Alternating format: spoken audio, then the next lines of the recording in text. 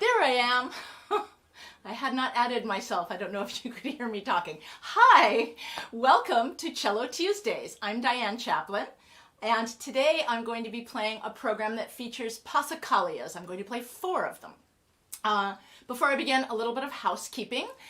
If you're in the Portland, Oregon area, I want to let you know that Portland Cello Project will be hopefully performing at Revolution Hall on November 27th. Tickets are on sale. This is our CD release album project for our Prince album. It's been delayed twice already because of the pandemic, and we really hope that it goes, but we don't know what this virus is doing. It's being sort of virulent right now, it seems.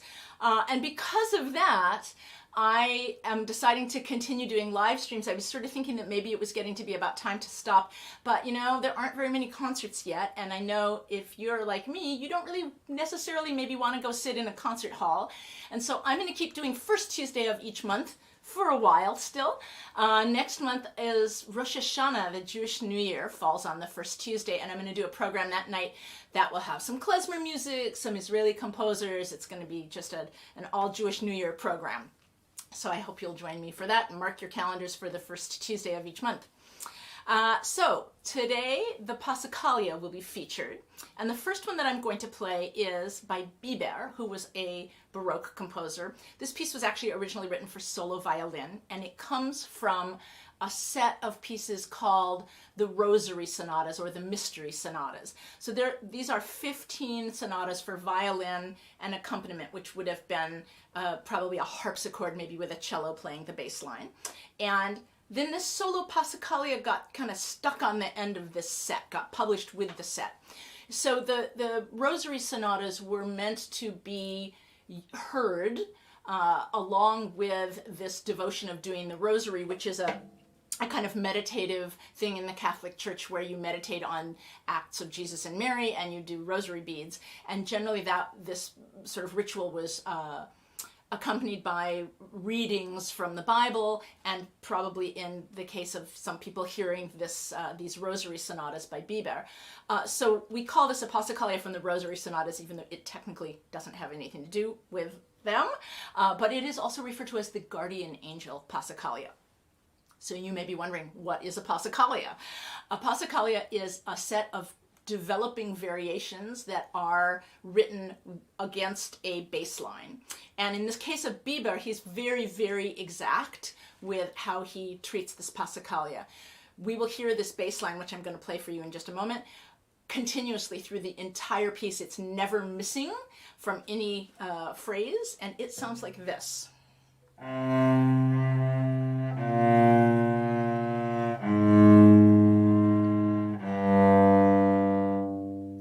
That's it, 4 notes. So what's amazing about this piece is that he took these 4 notes and he wrote this actually really amazing and gorgeous set of variations on those 4 notes. You will be able to hear them in every single bar. They're always there. I hadn't realized that I actually didn't have to count them. I just needed to look at my bar numbers. This repeats 65 times. And I know that because of how many bars I have. And again, what's truly remarkable is that he was able to find that many different things to do on top of these 4 simple notes, and to create a work that hangs together. And I think this is just one of the most gorgeous solo Baroque pieces that was written. The cello transcription is by Eric Hammerforce, by the way. So this is the Passacaglia, originally for solo violin, by Heinrich Biber.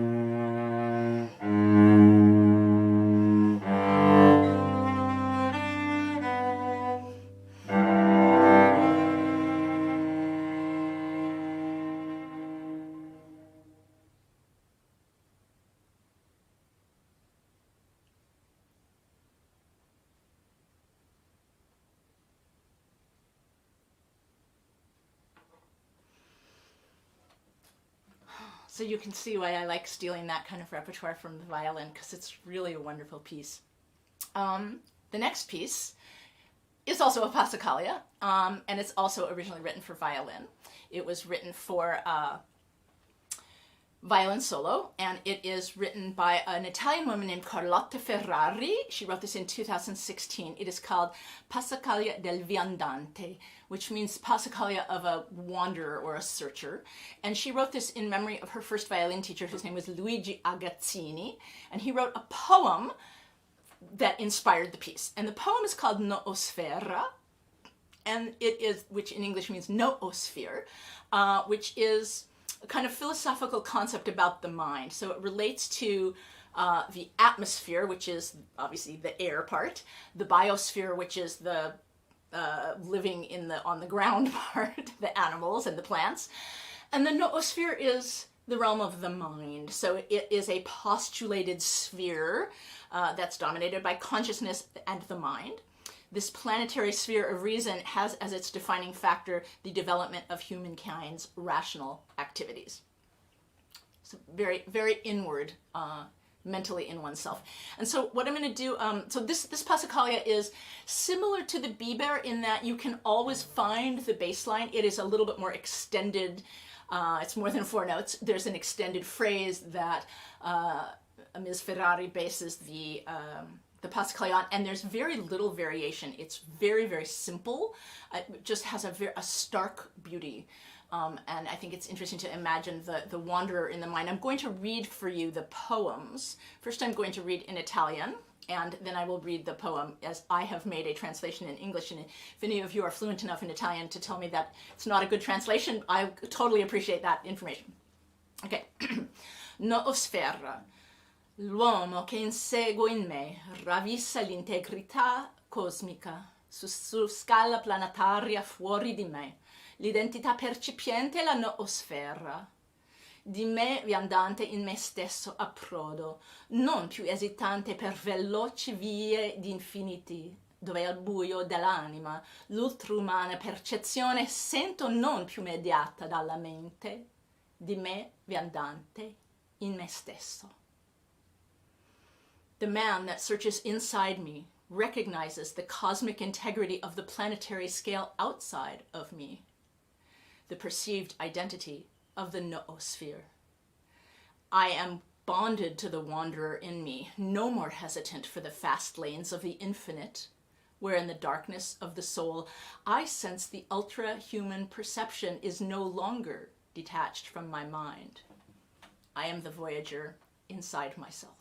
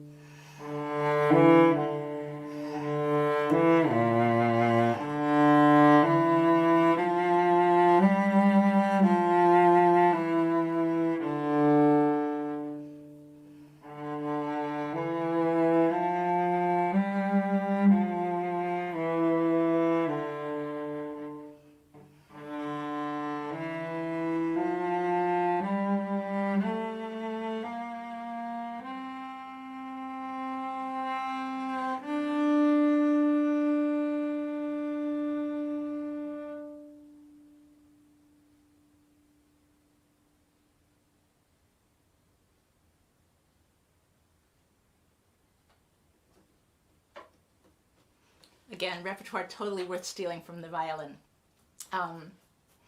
So now I'm going to play a couple pieces that were actually written for cello. So moving out of the wandering and sparseness of the piece in the mind, we're going to move to something a little bit more earthy with the music of William Walton, a renowned British composer who passed away in 1983. He wrote this Passacaglia in 1980 for the Russian cellist Mstislav Rostropovich. This is a lot harder to keep track of the bass line. When we hear the Passacaglia, same idea. There's a bass line that gets laid down at the beginning. And you'll notice these Passacaglias tend to be more on the slow side, I think because of the way the variations spin faster afterwards. So it starts with a rather stately and slow laying out of low notes for the bass line. And then what Walton does is each variation or so, he increases the speed. So he starts with this stately tempo and then he starts going 1, 2, 1, 2, 1, 2, and he does that for a variation, and then triplets start sneaking in. 1, 2, 3, 1, 2, 3, and then we get 1, 2, 3, 4, 1, 2, 3, 4. 1, 2, 3, 4, 5, 1, 2, 3, 4, 5, 1, 2, 3, 4, 5, 1, 2, 3, 4, 5, 6, 1, 2, 3, 4, 5, 6, 1, 2, 3, 4, 5, 6. I didn't say those very well, did I? So he goes all the way up to sextuplets, then things stop, there's a slower variant, and then a kind of sparkly and sprightly final section in which the bass line virtually disappears. It becomes really abstract, hard to find, and then at the very, very end he kind of gives us some block chords to hold us back onto the chord progression and the bass line. This is the Passacaglia for cello solo by William Walton. I'm going to tune first.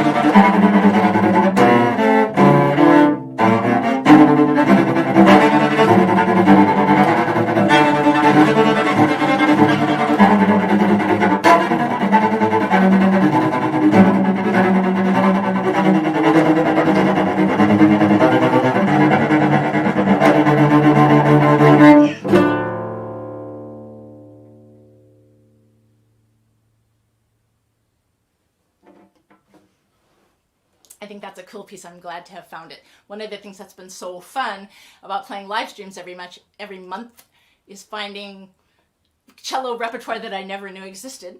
So that was one of them. And this next piece is another one of them that I was very thrilled to find as I searched for Passacaglias. And so I'm going to do a little housekeeping of a physical kind as I get ready for the next piece. This next piece is for solo cello and loop pedal, and you will see that I am affixing a thing to my cello. This is my pickup, which is going to amplify my cello, because the loop pedal is a device that records, and you have to go through an amplification system to play back the recording.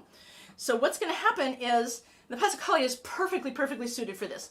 The bass line I will play, and the loop pedal will record it, and then every phrase being the same length in a Passacaglia, all the variations that come after it will also get recorded. So what starts to happen is we hear all of the phrases together. They loop around each other.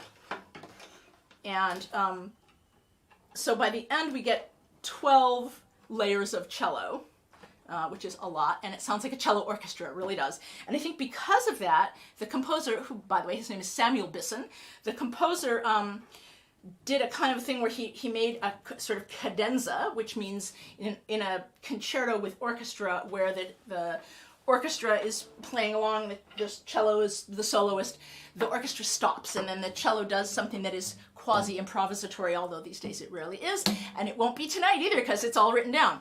But it sounds very much like a concerto where the cello orchestra will stop, I will play a solo by myself, and then the cello orchestra, assuming I hit the right pedal, will come crashing back in. So I've got a bunch of stuff here. I have 3 pedals, a preamp, and an amplifier. I'm going to turn on my amp, which is over here on the side. I'm going to make sure that I am good. I have sound coming through it. And so if all goes well, I'll hit the right pedals at the right time and this will work. This is my maiden voyage using a loop pedal. I think I know what I'm doing, and hopefully this will work out. So this is the composer Samuel Bisson. He is a Canadian composer and cellist who lives in Toronto, and the piece was written in 2007.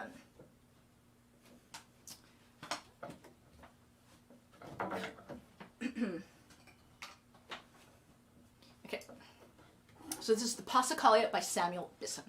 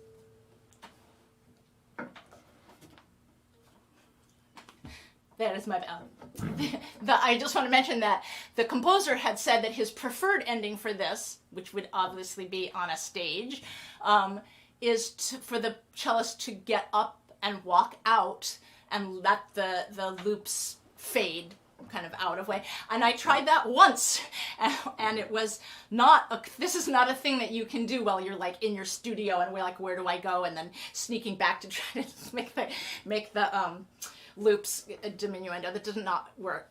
But so that was fun, and I'm going to be looking for more opportunities to use the loop pedal for sure, because it's a really fun thing to do. And I think in 2 months, in October, I'm planning a chaconne program, which is related to the Passacaglia, and you can tune in then and find out what the difference is.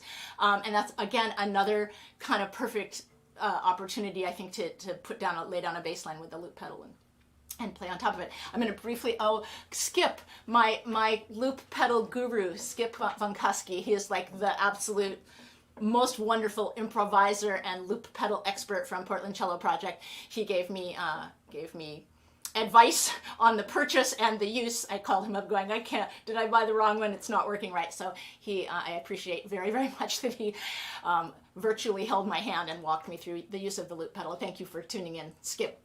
And I will see you hopefully all on September 7th, first Tuesday of September, for some rousing Jewish New Year music. Thank you so much for tuning in. Bye.